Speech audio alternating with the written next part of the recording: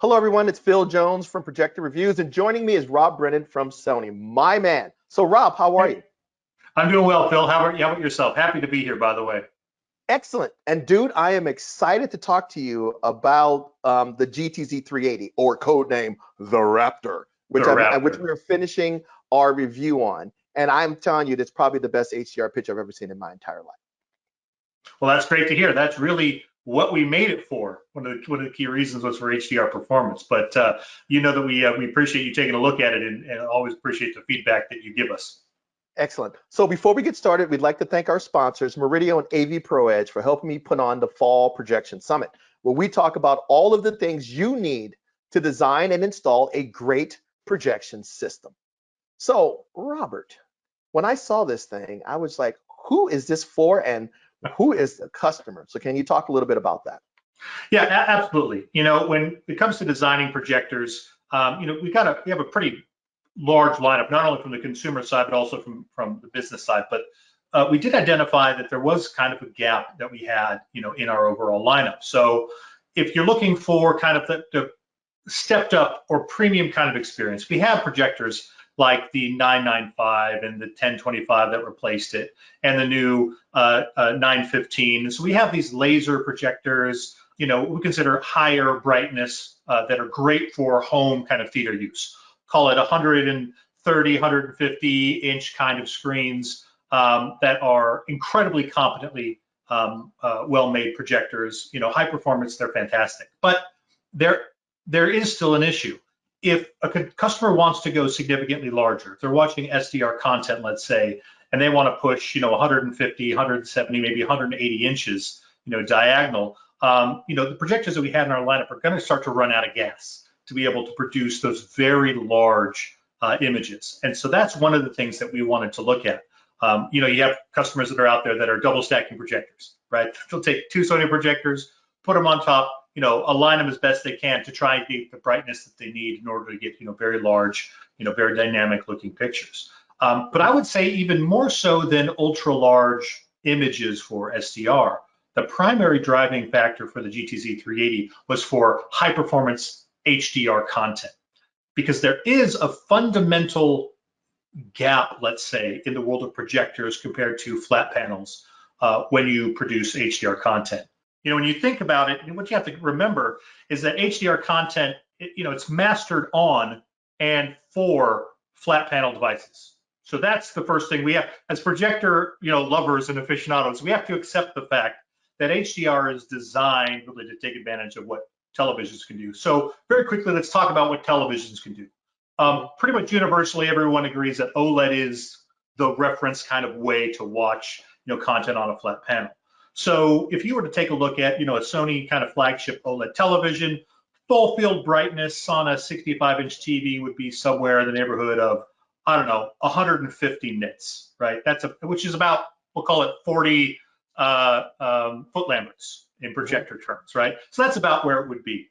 And if I was to take, let's say, a 325 ES, so Sony's entry 4K projector on like a 120-inch screen with a gain of like 1.1, 1.2, I would get that. But that's not what makes HDR awesome. What makes HDR awesome is the peak brightness, right? Those highlights, when only a portion of the screen is lit up. That's what gives you the texture and the depth and the feel and the realism. So that same OLED, while it's only, 150, nits full field, it's like 750 to 800 nits at a 10% window. But here's the thing about projectors.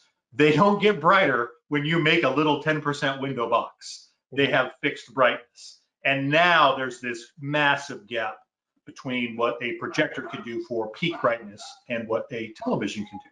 We'll enter the GTZ380. On that same screen, the full field brightness of the GTZ380 would be about 760 nits, which is equal to the peak brightness of the television. So now you have the technical basis on which you can build an HDR image that is capable of not only matching what a flat panel can do, but in a lot of ways exceeding it. And that's how you get the most HDR performance. Yeah. So I'm going to say something blasphemous for the fact that we're projector reviews, right? But if you look at SDR content, I will choose a projector all day over a flat panel. Right. You know why? The content was mastered at with a limited amount of brightness, 0 to 100 nits, or what, 17-foot lamperts, you know, which a projector could easily do and a TV could easily do. Both of them can reproduce the same colors, the same black levels. The projector could probably do a little bit more color, but you don't need it. It can do all of the color in the signal. They both can do all the color in the signal. They can both do all of the brightness in the signal. But one is showing it to you in feet, and the other one is showing to you in inches. Right. All day projector. When we go to HDR, I will tell you that while a projector will give you an immersive experience, a flat panel looks better. It just does. If you've ever seen a grading monitor and you compare what the director was looking at in the grading monitor when he mastered that Blu-ray or he mastered that Netflix show, compared to what it looks like on the TV, it's night and day. That is because now the brightness capability is designed, like he said, for a flat panel, which far exceeds the brightness capability of a projector. So the flat panel was more likely to show it to you at closer to the way the director put it on the disc than the projector. The projector has to apply a heavy amount of tone mapping to try to bend it to make it kind of work. Now, the higher the brightness of the projector, and the better you can control that brightness, the less tone mapping has to be applied, and the closer you're going to get to the director's intent. And that has a huge amount to do with the color volume. Colors are a combination of the color gamut. What can you reproduce? You know, is it Rec 709? Is it DCI-P3? Is it Rec 2020? And then the brightness, which with that color is represented. A lot of projectors, they go, well, this projector, this Christie or this super high-end projector, the cinema can do Rec 2020. What it's making is a stubby, fat triangle, all right? And then the TV is making maybe a triangle with a narrower base, but it's much, much taller. So a lot of times, that stubbier triangle, those colors that are out at the edges of those stubbier triangles are not even used in the content. So you benefit more from the taller triangle than the stubbier fat triangle when you're talking about content. Yeah, and you know, it's also kind of the way that we perceive light, you know, and information. The nuance and slight, you know, changes in tones and shades, that's interesting, right? It adds texture, it adds, you know, some extra, almost kind of back of the palette kind of oohs and ahs. But when you have that kind of color volume and you're talking more in kind of the brightness direction versus the color width of the gamut direction, that's where you get kind of the emotional, you know, where you can lean back and you get something big and bold on the screen and you have a physical reaction to it. You know, I remember the first time I was watching, you know, HDR on one of the Sony Master Series flat panels, and I was sitting close enough I could reach out and touch it with my finger. And I'm watching Batman versus Superman, you know, Doomsday explodes. I swear, Phil, I thought I could feel the heat from the explosion on my face because because my eyes were telling me that's hot and that's fire. And you know, I felt kind of a physical, you know, immediate kind of reaction to it. I don't get that kind of same experience when I'm, you know, at the movie theater. It's big and don't get me wrong, I love going to the movies. It's big, it's beautiful, it's a great time, but I don't have that visceral reaction to HDR content the same way you do on like my living room Z9D, which I'm never giving up. If you're watching SDR, a lot of times, depending on your screen, you probably won't need all the brightness that's in a GTZ380. So for example, we were testing it on a 126-inch 0.8 gain Elite screen using their Centigrade 4D material. And about 120 nits, which is still above the 100 that the reference is. We were running the laser power at about 25 to 30%. We turned it way down. But remember, a projector has a certain amount of contrast as well. So when I crank down that brightness, I'm going to improve the black level as well, where I'm more sensitive because the brightness is not there. So black levels were just out of this world. I had more than enough brightness, right? When I wanted HDR, I originally we had it just set to the reference setting and the reference brightness level, which is 80% of lamp power. So there's a lot more left over, by the way. And on that screen, we were getting close to 500 nits, which is 3 times brighter than any other projector I've ever seen Right. in HDR on a screen of that size. And when I turned it on, it looked like that, how the experience he was talking about on a flat panel. The luminance of the colors, neon looked like neon, fire looked like fire, not a painting of fire. That's the best way I can explain it. A lot of TVs, a lot of projectors, it looks like a painting of fire or a painting of neon. This looked like actual real world neon. And in order to do that, you needed the luminance. And that's what separates this projector from anything else. So yeah, you're absolutely right, Phil, and that's really what we're talking about when it comes to HDR performance. If you're looking for what I would consider to be the faithful reproduction of the creative intent for HDR in a projector, there are very few options besides the GTZ380 to really get it. Now, don't get me wrong, the other projectors, from Sony can get you close, but they are an imitation. GTZ380 is the actual creative intent for HDR content. Now, the next thing we got to talk about is not just brightness; it's quality of brightness that really makes this special. And a lot of a reason why the quality of the light is because of the laser light system. Can you talk about that? Yeah, absolutely. There are really two things that, three kind of significant changes that we made to the GTZ380 compared to the other Sony laser projectors. So the first one was actually how the lasers operate. So we've gone to a triple laser design. So it is a red and then blue and deep blue laser system. So it does utilize a phosphor wheel with the blue laser, but we add a deep blue as well to give you the richness of color, as well as the red. So it's the addition of the extra blue laser, which is unique. And that combination starts to create a wider base for us to kind of pull from, right? Rich, kind of saturated color. So that's one of the first changes that we made that's significant. The other change that we made was to the actual Sxrd panel as well. Now, you asked specifically about the light engine, and I'm throwing a curveball, but let me explain why. So with the Sxrd panel, of course, that's where I'm going to be creating and I'm going to be coloring all my pixels. I'm going to be blocking light, that I don't want to make to the screen. And with this much light coming through, we had to change the engineering a little bit so we could be more effective at blocking light when we didn't want it, right? Because now we have significantly more light to handle. And these Sxrd panels, these are less than 2 inches diagonally measured. So we have a lot of light going through a very small piece of material, and it has to be able to sufficiently block that light as necessary.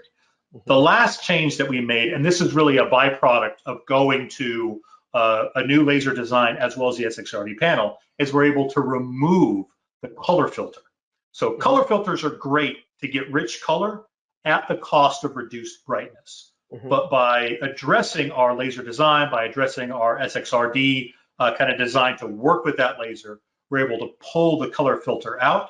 And now it's 10,000 lumens, regardless of the mode that you're in. There's not a retail, really bright turbo mode, and then a real reference mode that's 50% bright or 60% as bright. It's 100% bright all day long. And that's how you have to start thinking about a projector. It's not just more lumens, more electricity. It's really redesigning the individual components to make sure that they work together. Exactly, because a lot of times I tell people that even if your projector has the capability of doing 100% DCI-P3 with a color filter, you will get better HDR performance by leaving that off. Remember we talked about you're trying to hit those extreme colors on the extreme edges of the color gamut, and most of the signal you're looking at does not exist there, all right? So you'd be better, the brightness is gonna give you a far better experience to utilize that brightness to reproduce 99% of the colors with more luminance than trying to hit those far-reaching ones, which are barely ever in the signal. So, but like I said, this thing doesn't have a color filter, so all of that does not matter. One thing I love about the Sony projectors is all of the modes look good. Like I've got a lot of projectors that have performance mode, and everybody's a Martian, and it's super bright. It's completely unusable. Sony is very, very, very conservative with their brightness. If they did this projector like everybody else would have done this projector, this would have been a 25,000 lumen projector. Right. They just would have cranked everything up so it looks like complete garbage, just so they can put the logo on the box. When they, if you look at a Sony projector, when they say 10,000 lumens or 2,000 lumens, they mean in a watchable, Right. good, accurate color level. So this 10,000 lumens, I've done professional projectors, by the way, that exceed this. But by the time I got the brightness, it to be an accurate picture, that 16,000 lumen projector is now a 4,000 lumen projector. So this brightness is usable brightness with control of that light. When you combine the dynamic iris as well as the precision laser light dimming, which is driven by its video processor, you can go from a dark space scene to like daytime or a reflection off of a bright car on a sunny day, and it'll look completely realistic. And the projector does a great job with all of those different scenes. Right. And I'm glad really you touched on that, Phil, because that's the final, extra, the je ne sais quoi, the I don't know what. That's the extra secret sauce. You can have great hardware. The question is, how's it going to work? How's it going to operate? Is it smart enough to know that, at let's say 10,000, lumens passing through, if I have a sparsely kind of populated star field and only a couple of pinpoints of light, well, how's my black level going to look in that environment? Does the projector realize that, in this case, I need to prioritize black level performance. I'm going to use both, mechanical dimming from either a mechanical iris or a dimmable light source, some additional tone mapping to preserve the black level. The stars will take care of themselves, right? They don't need to be super bright to appear to be stars that are bright, versus a very bright scene where there's very little, true black level in it. The black level is there primarily just to give you contrast and kind of nuance. The processor, has to be there. The example I used, my son's a little older now, but the example I used to give a few years ago when my son was getting his driver's license, it's like his first car, it's not going to be, a 5.0 Ford Mustang, because all he's going to do is put it in a ditch. He's just going to drive it through the neighbor's, kind of garage door. He doesn't know how to control that performance, and there's nothing to do with the car. The car is great. The control is what he lacks. But you take, the world's greatest race car driver, and you put him in a Miata, and I guarantee you they're going to beat me around the track no matter what I drive, because they have the skill set to control the hardware. And so Sony spends a lot of time, effort, and energy in processing, because it's relatively easy to make components. It's fairly hard to get them to do what you want them to do. Yes, and I will, and that's the big thing that I like about these Sony projectors. Video processing has always been important to these guys. I know, because I used to work there. That's one of the things I've heard for decades is video. They've been talking about processing long before anybody else even brought it up. And so processing really, really, really matters, because it's got to make all these decisions on the fly. And the GTZ is using the most powerful video processor that has ever been put into any Sony projector, let alone pretty much anybody else's, which is the X1 Ultimate, which is a step up from the ones that are found, Right. the powerful ones that are found on their other projectors. Why? Because this sucker, with great power comes great responsibility, and you really need to know how to harness all of these ingredients to get the best out of it. Yeah, it's not one of the. Let me say it this way: the reason we put the X1 Ultimate in the GTZ380 and we have a step down processor in the other projectors isn't because this is more expensive and so you get a better chip. This processor requires a more powerful chip because it has to make better decisions, because it has a lot more power to kind of deal and manage. The other projectors that use the X1 for projector, that chipset is perfectly sufficient for that level of brightness, for what those projectors can produce. It has sufficient control to get the best out of it. But for the GTZ380, we had to get an even bigger brain on Brad, and so we could control, the light engine, the new light engine, the new Sxrd panel, all of the changes we made to that particular piece. So I'm a car analogy guy.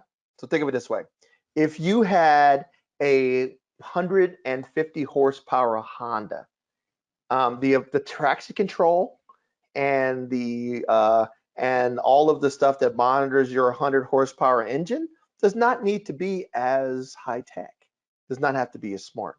If you're driving a 1200 horsepower Bugatti Veyron, the management of that car to keep that car on the road requires a much bigger brain because you're dealing with a lot more horsepower, a lot more technology to make sure that your $1 million motor does not overheat. So as you look at vehicles, you will see that as you go from a base car, low horsepower, into a high horsepower luxury vehicle or sports car, the traction control, the vector steering, all the things they have to apply to make sure you don't put that car in a ditch is an important thing. Same thing with this projector. It needs a bigger brain to manage its capabilities. And that really applies to HDR. Right. Like you mentioned, SDR, it's pretty simple for a projector to do. Very simple. You clamp down on the brightness and you show the signal at the brightness that you need, right? HDR, I have huge shifts in brightness, huge shifts in the amount of highlight detail. The projector, I don't care how bright it is, even a GTZ still can't show this stuff if it's mastered at 4,000 nits with all of the brightness information in it. Yeah. So it still has to make split-second decisions on how it's going to use its iris, its lens, its iris, its laser dimming. How am I going to regulate things to get the most out of it? And where do I apply the unit's contrast capabilities to get the most out of that scene? And that is done frame by frame, scene by scene. Requires a gigantic brain. So, and that's again really what sets the GTZ. We've been talking a lot about HDR, and if I had to say what the GTZ380 is, go back to your very first question, a little bow on this. The GTZ380 is for HDR. That is what it is for. It can do lots of things. Like I can use this coffee cup to pound in a finishing nail, but that's not what it's for, right? The GTZ380 can do a lot of things. It's great for SDR, don't get me wrong, right? But if you are out there and you're interested in HDR content, if you enjoy HDR content, if you want to watch HDR content, and you're a projector, aficionado, that's your preferred platform because you have the space for it, you got the room for it. This GTZ380 is how you get it. Other projectors give you a very good experience, but they are imitations of HDR. GTZ380, that is HDR in a projector. And I will tell you that once you see one of these, no projector. We can talk about, some projectors tone map and maintain all the highlight detail, but it flattens the picture. I will guarantee you have never, ever seen an HDR reproduction on a projector like a GTZ, ever, okay? Including in a movie theater. I actually think this looks better. So, and we could fight about that. I know it's blasphemous because it's a Dolby Vision theater, but that Dolby Vision theater, they know that projector, even if it's dual double stack laser projectors, can only hit about 200, maybe 300 nits of brightness. So they shrink, the guy that masters the movie makes it fit and to get the most out of that projector. We're talking real world contrast. This can match any of the theaters I've ever been to. All right. Oh, absolutely. And we're talking and deliver luminances at levels that those projectors just can't do. It looks more like the way that when I look at a mastering display, like a BVM, it looks more like that. And that's yeah, Phil, you brought up something I just want to explore just for a quick second. But the Dolby Vision theaters, right? The content that's played in that setup has been designed for that setup, and I think that's just key. That one setup. Nobody just that one. Exactly, just that one setup. So what is the content that you and I watch and all the other and everyone else watching this, right? What is the content that you watch designed for? It's designed for TV. It's designed for 1,000 nit, 4,000 nit TV, which is not a projector. Not a projector. That's what it's designed for, especially, and again, we're talking HDR stuff. That's what it's designed for. So if you want that experience, that's why we're talking so much about this, kind of major increase in brightness. If it was possible to go out and buy the projector version of your 4K HDR movie, we would all be doing that, right? I'm talking to you, Kaleidoscape. Yeah, that's how we would live. But the reality is, content is mastered, primarily on these Sony BVM, X300, X310 monitors. Those are 1,000 nit reference displays. and HDR content regularly, especially Dolby Vision stuff, goes up to 4,000 nits. That's the world. Projectors are chasing it. GTZ380 is a major step in catching up to where a flat panel is for HDR. Yeah. Now, there's a couple of things I want to bring up about this projector before I let you go. It showed up. It's big. It's bigger than a normal home theater projector, but it needs to be for the three LCOS imagers, the big laser light system. It's bigger, but compared to what else would be in its price point and it competes against, it's actually more compact than many of those. So can you talk a little bit about that? Sure, absolutely. That's always one of the things that we need to think about, and not only just for consumer use, also for commercial use. The GTZ380 is also used commercially. We've done work with flight simulator kind of setups where they'll have multiple projectors kind of around kind of this dome that you sit in, and they're shooting down on the screens right in front of you. So they need to be relatively small so they can stick them into these chassis. They need to be portable, where they're designed to be able to use things like conventions or pop-ups or what have you, whenever you need high brightness, but also reference quality kind of HDR. They've still got to be portable. So we needed to kind of check a whole bunch of boxes when it came to the design. How we accomplished that was, of course, going with liquid cooling to get a nice compact chassis. That way the airflow, it's not just airflow, but it's airflow through radiators. And we've also done a whole lot of interesting little tweaks. I'll give you one of my favorite examples. The back of the phosphor wheel, right? So that's how we get multiple colors out of the blue laser. Simple design change, but that actually now has fan blades on the back of it. You have to spin it anyway. So our phosphor wheel is one of the primary fans for moving air, throughout the chassis. But that's a major consideration for us, and not just for consumer use, but also commercial. Exactly. A lot of these big projectors, by the way, that this would compete against, you literally have to build a room or a quiet box in the back. It's the room. The projector's bigger. It sounds like a jet taking off, and it generates an insane amount of heat. So a lot of times you literally have to build a dedicated room to put your projector in that would compete against this guy. And while this is going to be bigger. It's like I think in the box and the case, it weighs like 300 pounds. That's why I had to do it. That's why I had to set it up in a commercial space instead of actually in this room, because I couldn't get up the stairs in the box. But in the hard case, it was like 300 pounds. But so it's big, but compared to the 600 pounders that would have came from anybody else, it's smaller, it's quieter. Right. It wasn't as power hungry. It wasn't as noisy. You can mount it in different positions like we talked about. So you may want this capability, and your only option, even if you could afford more, or you like the performance of something better, may still be a GTZ380, because it's the only one that's going to fit in this application that can deliver this type of capability. And that's a big thing. It is kind of, Phil, if I can say it like this. A lot of the projectors that it competes with are commercial projectors that have been kind of moved over to consumer use, right? But they were never really designed for consumer use. And while the GTZ380 was designed with some commercial applications in mind, it really is designed. It's not designed to go, be installed in a professional cinema with a 70-foot wide screen. It doesn't have the horsepower, to do that. But it is designed for